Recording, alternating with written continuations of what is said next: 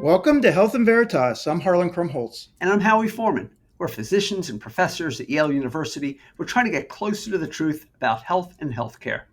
I'm really excited today to welcome Dr. Zhenqiu Lin. But first, let's check in on current and hot topics in health and healthcare. Howie, I'm going to introduce ZQ, so let's flip the script here and let you go first on the podcast. And I know you want to give an update on repetitive head trauma in the setting of football. Of course, football season's now just getting started. What a great timing to talk about this. Tell us what's on your mind. Yeah, so back in October last year, episode 53, we first talked about concussions in young athletes.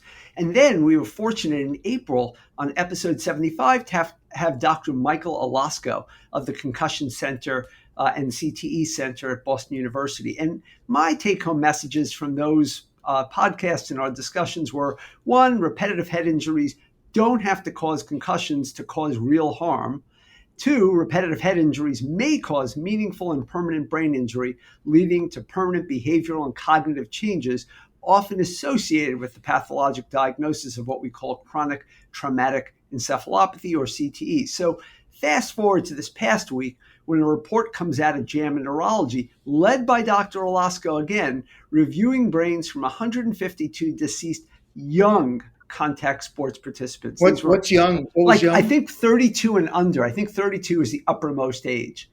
And by the way, what did they die from? They died from suicide or unintentional drug overdose. That was the most dominant causes. This was not a randomized trial. It's called a convenience sample. And Harlan, you can explain to our listeners more about what that means. But basically, it meant that it's patients whose brains were donated after death for evaluation. There was no randomization. But it does increase the concern that repetitive head injuries increased by either duration or severity of impacts, and that seemed to increase the likelihood of permanent brain injury. We need more research on this, but we have enough to know that elite athletes playing American football in particular are at high risk for this permanent harm. But it's not limited to just them. It starts earlier, perhaps in late high school and certainly in college. And so, as you said, Harlan, we're entering high school, college, in the pro football season. I think it's worth thinking about and talking about what can we do to prevent this epidemic of traumatic harm. Yeah, I mean, one of the things that really struck me about this field is that this isn't just about people who when we were playing football, when we were back in the day, Yeah. people would talk about someone's bell being rung, Yeah. it was like, and it's not about someone who gets hit so hard that they pass out or that their bell is rung. It actually, even just this repetitive, head injuries that maybe seem incidental and people don't even notice that much at the time, Yeah. can cumulatively end up causing all this harm. So let me just ask you, you're saying about prevention. Are you saying you think we should start to ban high school and college football? Yeah, I'm not. I hope people get the message over time that in some ways I'm a pretty libertarian person. I think people have freedoms, but I do think we've not done a good job of communicating to the individuals who play and in many cases their parents of what the risks are. And as we learn more about the risks, I think we have an obligation to do better with consent. And Harlan, you've written about consent in the medical setting, but I think we need to actually have informed consent here. Yeah, well, people need facts, about what they're doing. By the way, you're talking about football, but let's talk about the real football with soccer, meaning worldwide, people refer to soccer as football. And, these headers also, you think about soccer, aren't you using your feet and, Yeah. You're not, but actually the headers have some of the same issue. There's headgear that you can wear, but nobody wants to wear it, and it hasn't been mandated. I don't know what do you, I mean, this is a bigger deal than just talking about football. So I did go down a rabbit hole in preparing for this talk, and I will say that the American Academy of Pediatrics has been on both sides of the issue. One can make a strong case that at the very least we should stop teaching young people tackle football and leave it to a little bit later in their careers. You don't have to necessarily ban it, but you can limit the amount of head butting and head hitting during practices, for instance. Like everything you would do to reduce repetitive head trauma seemingly would have a positive impact. And we should be looking at that. Yeah, I remember when Dr. Laska was here. Didn't he say that he wouldn't allow his own kids to play football? Right. So That's what he said. And I will tell you, the more I've read this, the more, if I am fortunate to have two nearly adult young women in my children who don't play football, so I don't have to think about it personally. But if I had a son, I would not be letting him engage in football. I think it's too dangerous. yeah, I actually don't know. For me, football is a guilty pleasure. I really enjoy watching. I grew up in Ohio. I Yeah. watched the Ohio State Buckeyes. Yeah. I watched the pro sports, and yet I do feel guilty about it because I think it's like the American gladiators. These people are all putting themselves at risk. We're talking about head injury, but there's lots more. Many of them are disabled. They've marked disabilities out in the long run, and so yeah, I feel concerned about that. By the way, do you know does the American Academy of Pediatrics have a position on this? Yeah, that's it. So they take both sides in a way. They have a position statement that says we should do more to mitigate and parents should give informed consent or something along those lines. I don't know if they use the words I used.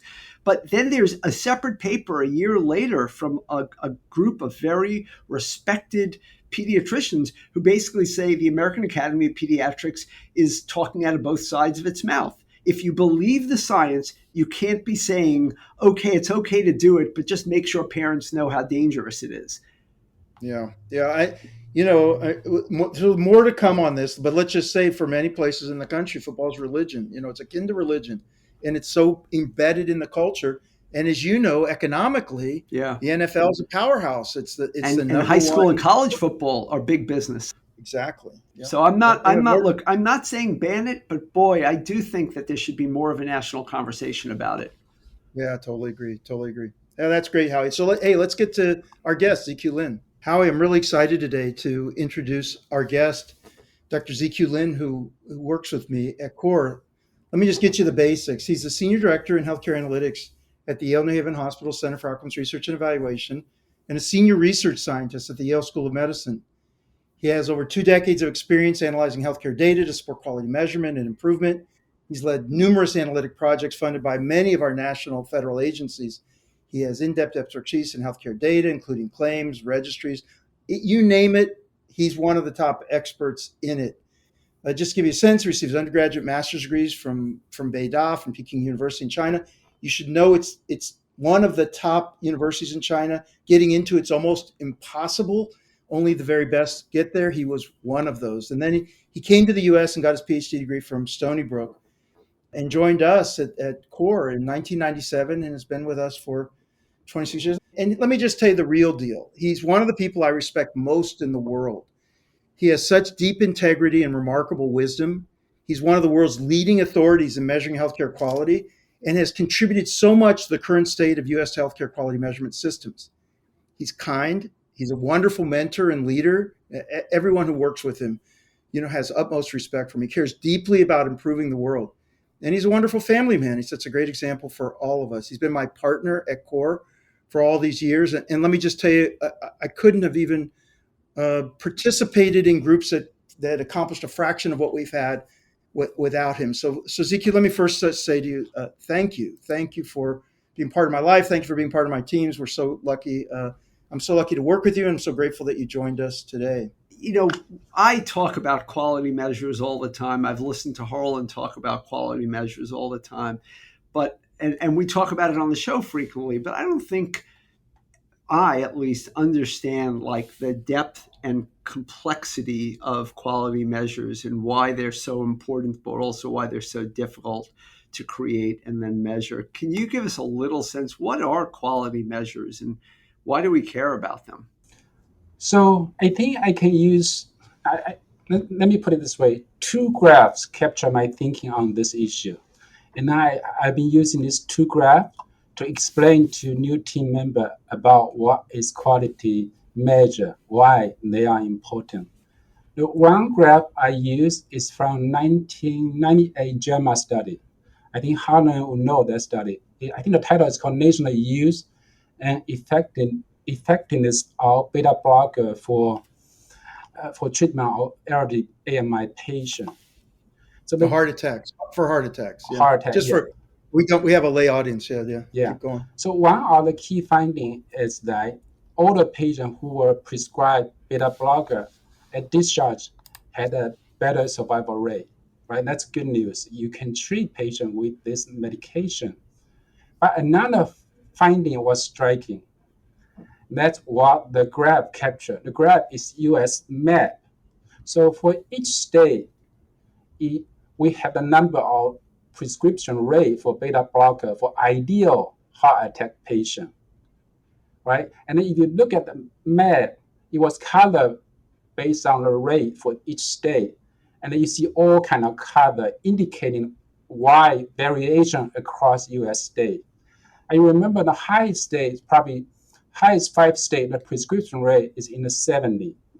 And then the lowest 5 state, the prescription rate in the 30s. Wow. So at the time I say, wow, look at this graph.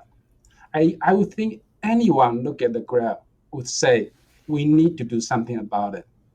This is effective treatment and simple, and yet we are not there. So 2 things jump out at me, right? Even the highest state, 70. Yeah. I don't think that's the top mark we want to hit, right? And then you see the variation at 30%. Think about if we can elevate everyone to 70, right? So, it just indicates there's so much opportunity there. We need to know where we are, understanding the gap of performance, identify the opportunity. I mean, I've been using the graph to explain to the team member why we are doing quality measure. I think everyone look at that and say, yeah, that's not acceptable. And then we need to do something about it, right? And then another graph I use to explain to team member about quality measure is from a different study in 2019. It's in JAMA Network Open paper. It's about 20 years trend in outcome of heart attack patient. So that study showed that from 2009 to 2014, the number of heart attack hospitalization decreased. 30-day mortality decreased. 30-day readmission decreased. 1 year mortality decreased.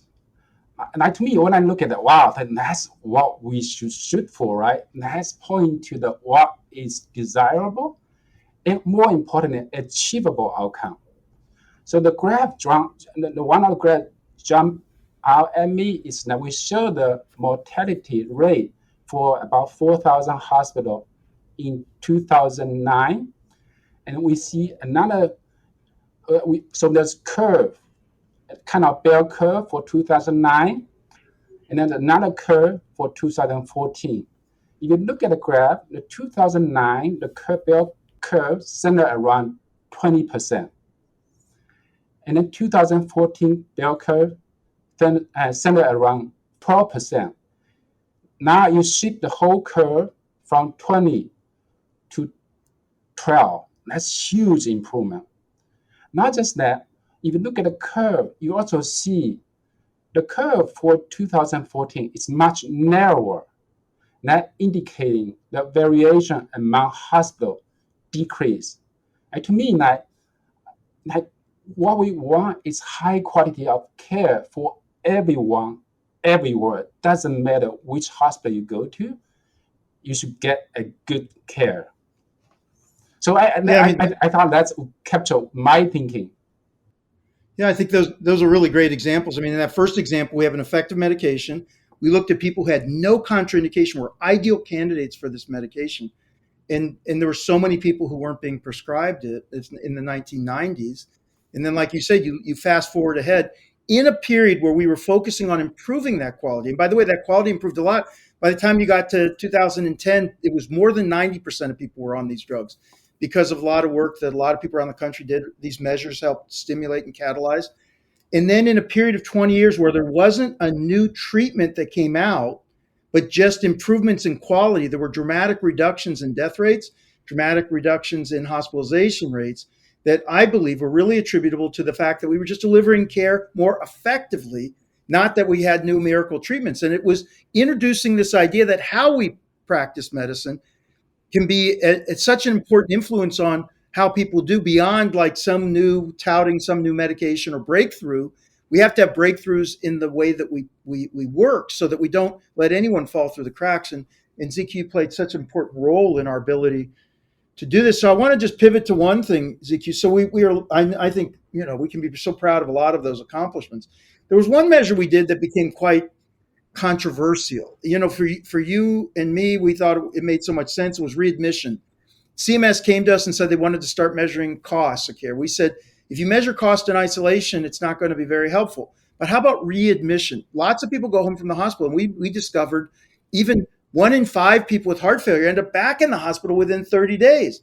That's both a terrible outcome for the patient because that means that they didn't have successful recovery, and it's expensive. And we convinced CMS to allow us to start developing that as a measure. But a lot of people around the country, and a lot of hospitals, said it's not our fault. These are the patient's fault. We send them home fine, and they come up and end up being readmitted. There were a lot of issues. How do you think about that readmission measure now, looking back, and what are your thoughts about the kind of reception that it received, and why it's been so hard for us to improve readmission, as much as we have death rates, improve survival?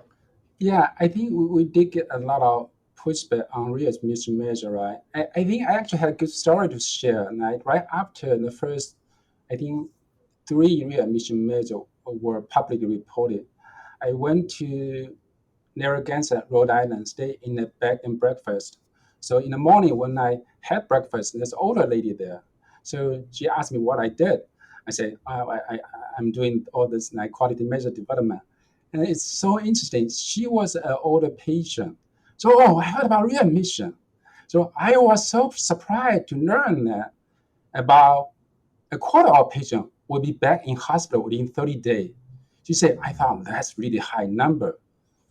And I said, yes, I agree. I thought the number is just too high. So to me,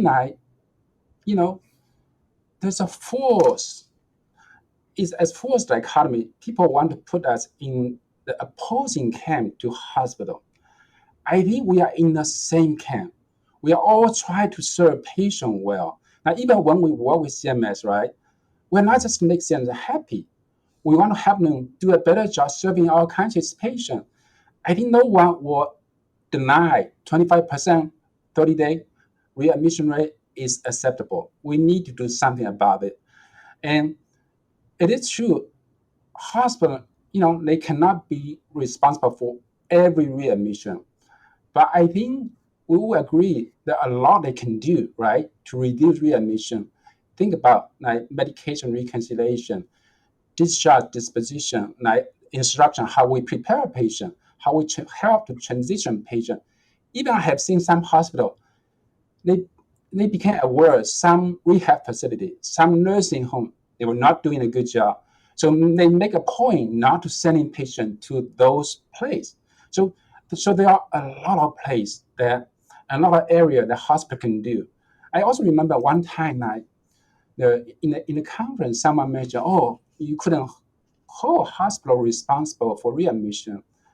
And I asked him, I said, okay, so who should be responsible for that, right? Where do patients go to get better outcomes? So I think we have seen reduction in readmission. It is hard because healthcare is messy, right? So it's noisy. To me, when I talk to analysts, I say, patient quality and safety is kind of like airplane quality and safety. You need to get everything right to get safety.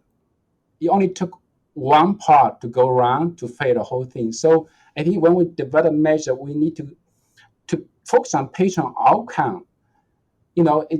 Different provider, different hospital, they can work their way to get there, but we need to focus on outcome that can encourage, promote different kind of intervention to get to the better outcome.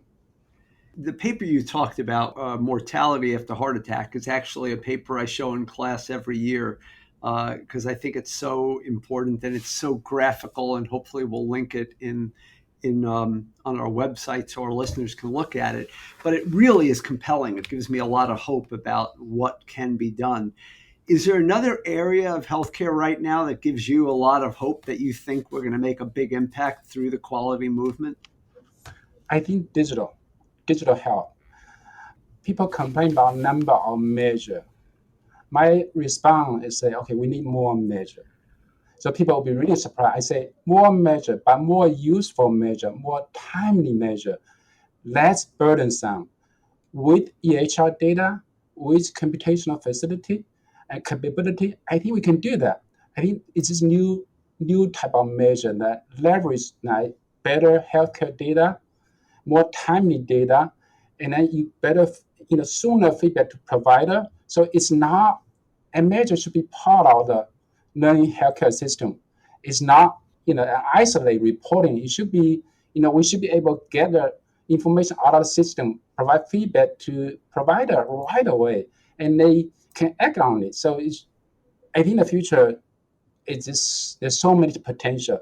If we can utilize digital health, there's so many opportunities. We're getting toward the end of this, and I want to make sure you have an opportunity to tell us what you're most optimistic about right now. Is there one thing that gives you the most hope? You said about digital as far as progress in your field, but within healthcare in general, is there something that gives you the most hope? Medicine is becoming increasingly a team sport. That's what we need, right? Because it is a messy system, noisy system. Like you need people to work together. Now I see more and more like integration, like surgeon, nurse, clinician, they work together. I think that's the way forward. And also big data, like machine learning and natural language processing, image processing, give us a lot of potential. We just need to tap into that. So I think the potential is huge. Like we can do so much better. Zhenqiu, I just want to thank you for taking the time. I want to thank you for all the years of contribution, not only to our group, but to the nation and beyond. And what a privilege it's been to work with you. And thank you so much for joining us on Health and Veritas. And the best is yet to come. So thank you very much. Thank you for giving me this opportunity. He is really an incredible man, Harlan, and you've been a key mentor and source of inspiration to him, even as he has inspired so many around him. So it's just great to hear from him. And, we're back from break, but semaglutide and the other novel anti-obesity drugs wait for no one. And so I know there's been a lot of breaking news over the summer. What should little old me and our listeners know about this? Well, I love talking about this, but there is so much that's happened over the course of this. And in addition, lots to talk about the pandemic and vaccines. So we'll hold this for other podcasts. But this week it would be good to talk a little bit about these new anti-obesity drugs. And while we were off, there were two big news flashes about them that I think are worthy of our attention. Yeah. So tell us about each of them. I know one's heart failure, and I know that one was just a bigger study. Yeah. So first, let's just say one of the questions has been, we know that these drugs are very effective in helping people to lose weight. Remember, these drugs also have been used for a long time. These are the GLP-1 receptor agonists, So that they're sort of hormonal drugs, and they've been used for a long time for people living with diabetes to help them control their blood sugar. The FDA, you may remember, said we're concerned about diabetes drugs. There's some information that some of these that some of these drugs, like sulfonylureas, people may have heard of those kind of drugs, may be actually increasing cardiovascular risk. So the FDA said, when you've got a new drug for diabetes, you've got to test it to see whether it actually causes harm. Does it, even though it helps people control their blood sugar, maybe paradoxically, it could be causing harm. So they said to the companies, you got to do a safety trial. And it turned out when they did a safety trial with these drugs, unexpectedly, I think, and out of proportion to the value that they provided on controlling blood sugar, they actually reduced risk. They lowered the risk of heart disease. And so everyone was very excited about that. So it already has that track record for people with diabetes, but lots of people have been saying, we know this loses weight, but is it safe? And does it have that same property of lowering risk in people who are being treated for obesity? And there's a large trial that Novo Nordisk, who makes Wegovy and Ozempic, which is made up of semaglutide, that's the name of the generic of it. And they did a big study of about 17,000 people where they compared semaglutide 2.4 milligrams with placebo to see how it would prevent major heart events over a period of about up to 5 years. They looked at people who were age 45 and older, who were overweight or had obesity, and these were people who had established heart disease. So this is what we call secondary prevention. but no prior history of diabetes. So they want to make sure that this wasn't among people with diabetes, because the SEC, from regulatory, when there's, what do they call this, material information or something becomes available, you've got, the companies have to immediately say it. So they made a big press release. They said, guess what? Positive study. This study seemed to have the effect of reducing risk by about 20%. Now, this is about what we saw for people with diabetes, but amazing news. We don't have more information. It's not published yet. It was just a press release, but highly anticipated, probably come out in November. But again, good news about this. And anyway, that was the first thing that came out. And then, but the second one is the one by our former student and your former student, Mikhail Kassabrod. Yeah, Mikhail Kosiborod. Remember, he was here with us. And he joined us in the clinical scholars program, and now he's in Kansas City, Missouri. But he led this study that was published in the New England Journal of Medicine, presented at the European College of Society of Cardiology in Amsterdam. And here was the deal: there's a kind of heart failure that, of all the people with heart failure, about half people have a kind of heart failure where their squeezing function of the heart is normal, but the relaxation of the heart is abnormal, and they can have all sorts of symptoms of heart failure. They get impaired, they're hospitalized a lot, their life expectancy is decreased. And we have yet to find effective medications, FDA-approved medications that actually help these people do better. So we're really at sea with these people. We have a lot of medications for people whose heart doesn't squeeze well. That kind of heart failure, we have treatments for. But this kind of heart failure where the heart's squeezing fine, we've really been at sea. And there was a question of, well, a lot of these patients actually have obesity also, and maybe the obesity and the heart failure are actually contributing to each other. That is, the obesity is contributing to the heart failure, and maybe the treatment of the obesity could actually help them with their heart failure. And so they took a bunch of people, about, in this case, a little over 500 people, and they determined whether or not the treatment of these individuals with semaglutide, again, same medication, would improve their heart failure symptoms. And lo and behold, amazing. It was amazing. But Harlan, can you just tell us a little bit, like, I'm fascinated. You're the first person to have talked to me about inflammatory markers and how inflammation is part of the mechanism for heart disease. Like, there were other measures unrelated to heart failure that also improved. So many things have improved with semaglutide that it's beginning to sound more and more like this miraculous drug for a lot of aspects of cardiovascular care.